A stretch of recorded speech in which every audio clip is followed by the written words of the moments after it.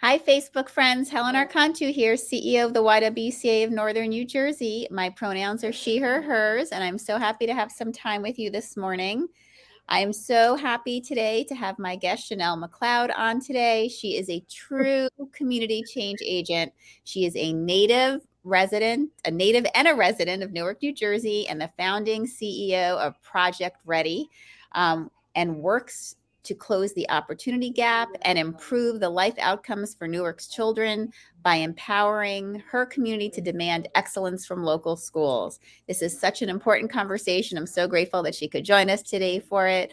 Much of Shennell's work is also centering on growing the base of local voters, mobilizing the voting base to turn out at local elections, and developing future leaders to improve the city's school and its future. As we always say, voting matters. And this is going to be a conversation that is really going to highlight that.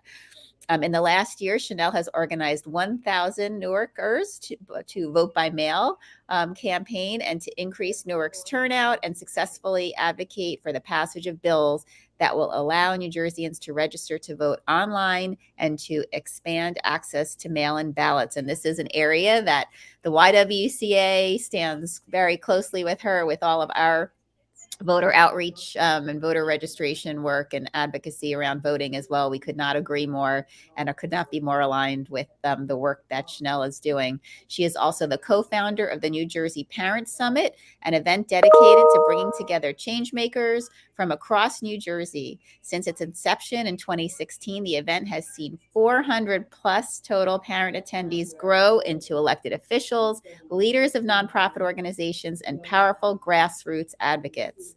Talk about empowering. For several years, Shennell has supported and directed recruitment for the KIPP schools in Newark. Shennell officially became the director of recruitment in 2011, where she led and developed a team of 7 recruiters. The team was responsible for the recruitment and selection of over 300 employees. And in July of 2014, she became KIPP New Jersey's director of advocacy.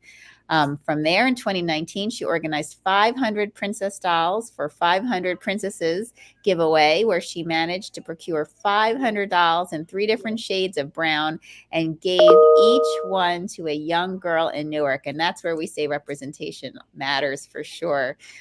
Recalling the fact that her own childhood lacked female role models who looked like her, Shennell wanted each Black and brown girl to know that she is a princess and to have a doll that reflects their boundless beauty and innate power. I love that. Thank you. Well, welcome, welcome, welcome. So happy to have you with us I'm today. so happy to be So here. love the work Everyone. you're Thank you doing. so much. I appreciate it. I love the YMCA. And so I'm really, really happy that you all had me here, the I YWCA. say that's okay. It's a common confusion, but we are so happy that you're here as well. So let's just start by focusing on Project Ready. Tell us the mission of your organization. So Project Ready has been around for the past 6 years. We are a social justice organization that focuses on organizing Black and Brown communities around understanding the through line in between civic engagement and educational equity. What I found throughout my career and being born and raised in Newark, New Jersey, is that there are so many of us that have so many things going on, so many social injustices that we are combating, that sometimes the concept of voting can be a bit lost on us, and how voting actually impacts everything. And so what we've done over the past 6 years, is we've worked specifically in Newark. We've had some opportunities to grow outside of Newark and do some things across New Jersey, but we've been amplifying voice, and we've been protecting voice, and making sure that people understand voice, because we believe that to vote is to exercise your voice. And so that's just a little bit about Project Ready and what we do. Well, we are so aligned in that aspect. We have a very strong advocacy effort, specifically around making sure that our women and our youth in our community do understand the importance of using their voice. And I love that you are, and I know we're going to talk about it, but how you're helping kind of folks not only learn about their voice and their vote, but engaging them in a much more active way and getting involved in sitting in the seats that we need to have representation in. We are really hurting not having that, and it's so important. So let's talk about the way that you are doing, getting people engaged in voting, because it's special, it's different. Yeah. When we think about getting folks engaged in voting, there's this, I guess, historic way that we've always done it, which is canvassing and going door to door, or, getting those, phone calls at dinner time, which we all love, right? That's how we normally, see it done. But you've done something very different with it. Could you tell us your creative spin and, what inspired it?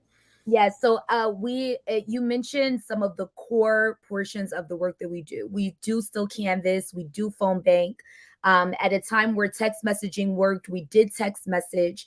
But what we found is after as our nation moved from a pandemic to an endemic, that the concept of voting became even more challenging for people to wrap their heads around, which is so interesting because I think during the pandemic, there were so many different policy changes that were happening right before us that if we were not on the forefront of how those policy changes were being made, we could have been a bit lost in the shuffle. And by we, I mean specifically our Black and Brown residents, our women, etc.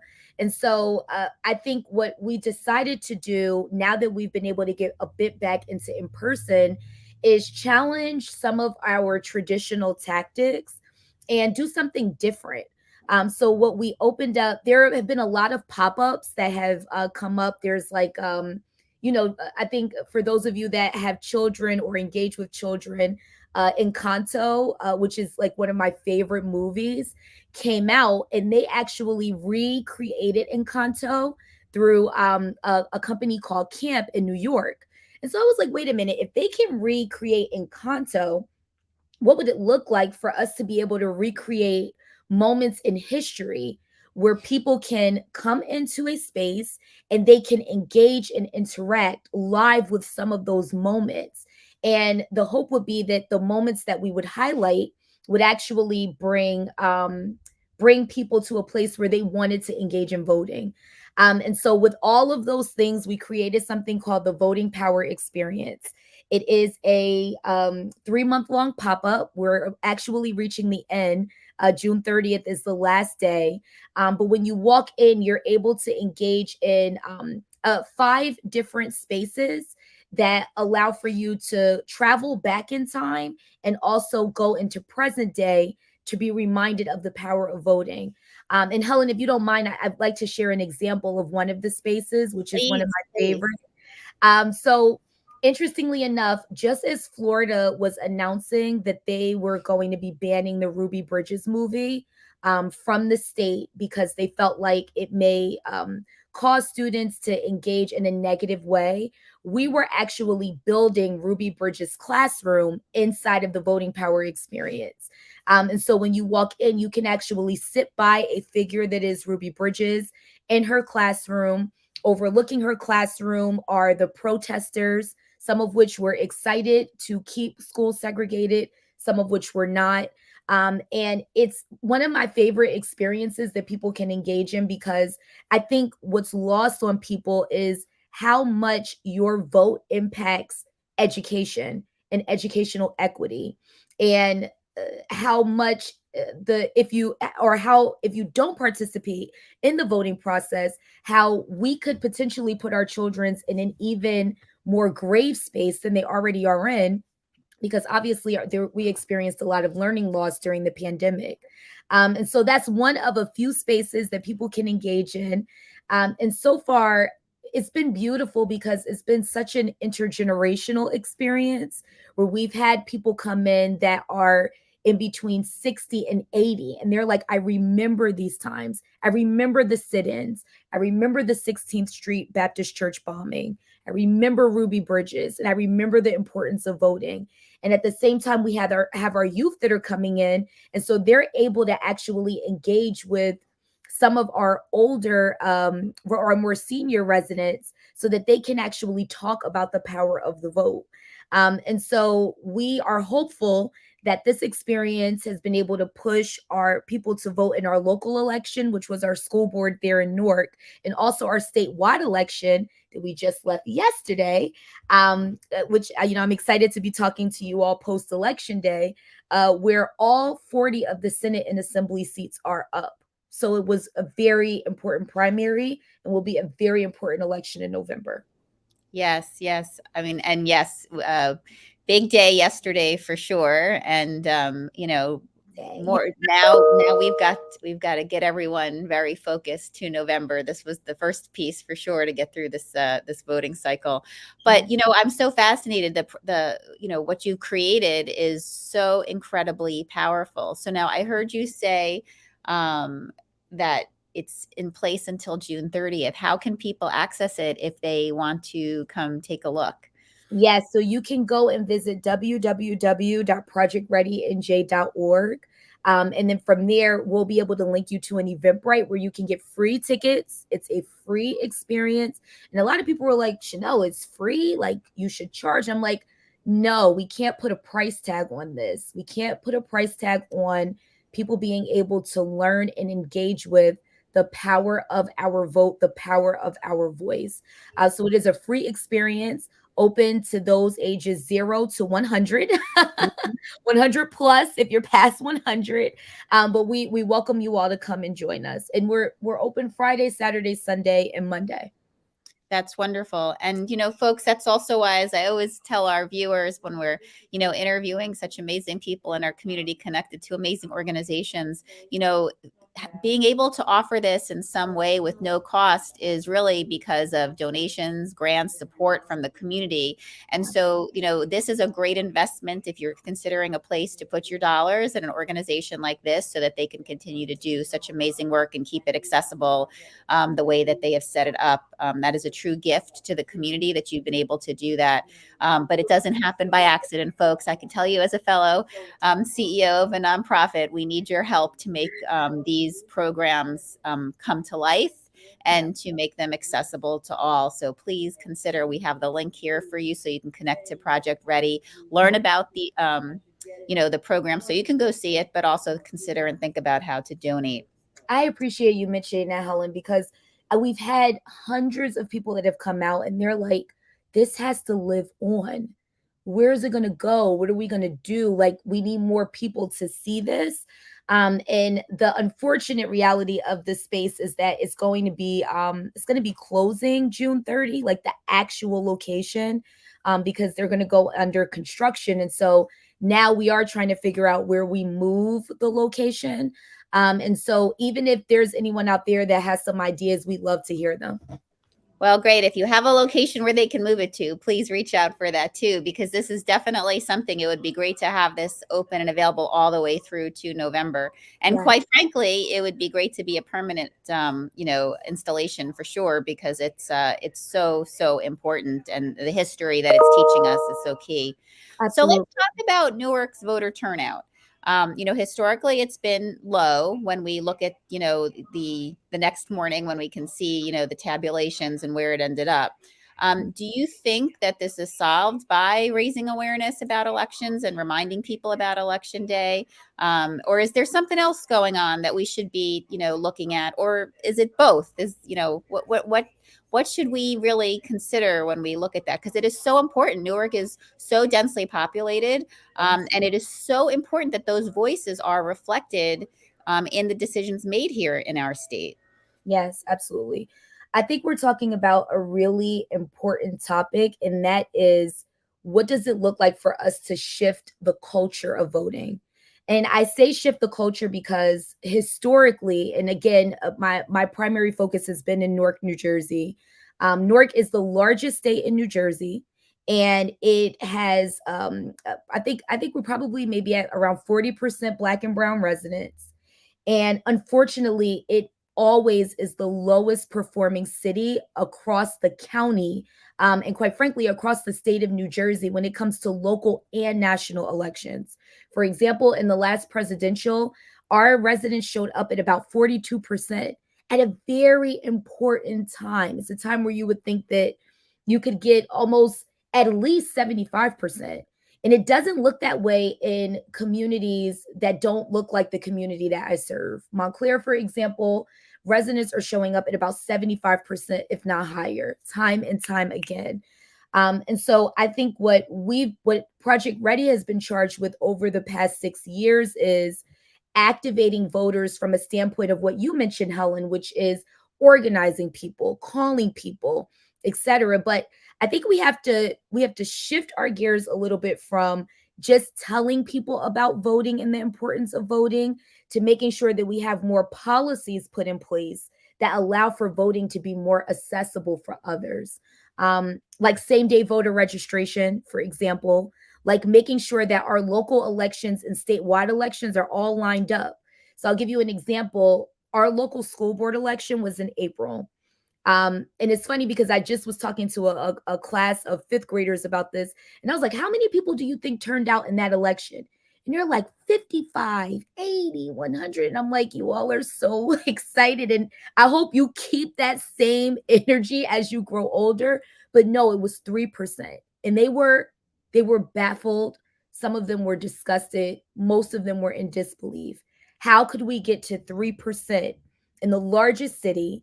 And with and we're supposed to be trailing as a city that shows in high turnout generally. So I say all of that to say I think that we have to move away from just telling people about it to enacting policies. And for elections that are happening in April off of an election cycle, perhaps we need to move them to November as well. Make it one day where people have to show up and show out. And finally, I think that election days should be off. People should not have to go into work on election day. You should be able to freely go and exercise your vote, be able to give thoughtful time to making sure that you're making the best decision for you as an individual and the best decision for your family and other families. And the list can go on, Helen. I'm going to be honest, but I think that that's where we have to head. Final thing I'll say, and this may be a little controversial, but don't worry, not too controversial for the YWCA, is I think it can't just be a project ready in one city doing one thing. I think that Project Ready needs to also be in other communities, supporting other communities and applying some of that unique pressure around the city of Newark. Whereas now, Newark, Irvington, East Orange, Plainfield, Patterson, there's low voter turnout in all of those other urban communities. We're not the only ones. And so I think we have to be shifting the culture across the state of New Jersey so that we can see a real impact and a real change, Helen. Yes, and I mean what you're talking about, although obviously it's really present in New Jersey, that the changes that you're discussing, controversial or not, are really necessary across the state. I mean, at the end of the day, times have changed, but we're still working with some really fixed policies that are really working against democracy at this point. So we stand with you, and I echo for sure that this is key and important. Again, when you think about the amount of folks that we have in the state, and you look at the amount of voters engaged, looking at Newark is one piece of it for sure, and an important piece of it. But if you do a wider view across the state, it's a real issue. It's a national issue, It's a quite national frankly. issue. So, this is something that everyone should be concerned about. This is not, something, this is something that we have to think about, because we need the voices in our city of Newark to be heard for sure. But everyone in our state and in our country should be concerned about the fact that our voter practices need to evolve, and should actively support that to happen. I think there's a lot of voter apathy overall across the nation. And I think that some people may be feeling like the idea of running for something is out of reach to them. And that's one of the reasons why while we were launching the museum, we partnered with an organization called Ignite. It's a national organization, all C3 organizations. What I mean by C3 is none of our organizations are telling anyone who to vote for or engaging in any electoral politics in that way. But anyway, this organization came to us in order to get a group of fellows together to actually learn about what it takes to run for something, what it takes to get involved in that way. And I think that if we could have more opportunities for people to be able to get the training and development, to be able to understand that it's not out of reach for you to be able to run for something, we could also see more voter engagement. If you want to run for something, you should, nothing should stop you. And so that brings us right to this great program, that you have also engaged in. Could you tell us a little bit about that and how you have actively worked to make that a reality, to get more folks involved in running, and sitting in the places where we need to see the diversity that we just are sorely lacking right now? Well, which program, Helen? Because there's like 30. Well, you do have 30, but I understand you have one right now to help train women of color Oh, to yes, run. yes, that's our Ignite. That's our Yes, Ignite yes. partnership. Sorry, there's so many that are going through my head, but Well, that's why everyone does really need to get to your website, follow you on social so that they can see all of your doings, just to reinforce that. But yes, please tell us please. more about how can women get involved in Ignite and the work that you're doing in that partnership. So the Ignite partnership, I should know, Ignite is a national program that focuses on young girls ages 18 to 25, getting them prepared to understand the power of their vote, their voice, and the power of them being able to run for something. And so Ignite is always happening. And if you want more information as a woman, you should look into Ignite. There's also Run for Something, She Should Run, Emily's List. And I can share some of those things with our viewers later in the thread. But in terms of our specific Project Ready Fellowship, we ran it back in March. We're going to be running it again this summer, which I'm very excited about. And just this past March, one of our fellows went through our program. Her name is Allison. And we're excited to say that Allison left our program and went on to become a Newark School Board member. So that's, it's our first time launching the program. Yes, excited about it. It's our first time running the program. We were excited to see that success, and we want to see more of it, because I find when I talk to people, they're like, look, like I don't know that I believe in the people who are running. I don't know that I believe in the people who are representing me. I don't know that I see people who look like me that are representing me. And all of those questions we've been able to navigate to form programming that allows for space to be able to learn more about how to get involved. And there's so many other ways. You don't have to run. You can phone bank, you can canvas, you can fundraise. There are a plethora of ways that you can get involved in democracy in order to make democracy work for you. Yes. And going back to the earlier conversation, simultaneously working on changing our policies and getting different faces, that to represent us, I do think will also be helping voter engagement for sure, because some of that apathy definitely is coming from feeling like government is not, for those that are not sitting in those seats. When everybody looks like me, it's really hard for those that don't look like me to feel invested for sure. So that would be a great place to make a change. So One Shennell, one other thing on the change, Helen, if you don't mind. Another way I think you can get involved, for those of you that are thinking about getting involved, is holding your elected officials accountable. And by way of that, you can build strong relationships and partnerships with them that can yield a result. So, for example, I work very closely with our Essex County clerk, Chris Durkin, and he is very supportive in making sure that we can accommodate for the needs of the community. There was a vote by mail application, and that application was not free. And over a year and a half, Chris and I worked alongside each other to get to a place where the application is now free of charge, not just for residents in Newark, but for residents across Essex County. And if that's not happening in your county, there are ways that you can work with your clerk in order to make sure that it does. I think the main goal has to be, I have to vote. That is my first action. I have to hold people accountable. That is my second. I have to be aware, and to be aware is to be abreast of the policies. And then by way of that, you can decide how you want to engage to ensure that, again, democracy is continuing to work for you, because that's what it's about. It's about the people. I could not agree more. I'd be remiss if, but time goes so quickly, and so I know it's rapidly passing. I know, but I would be remiss if we don't make the connection for folks about the work that you're doing around voting and education. Oh yes, thank you for bringing that up, Helen.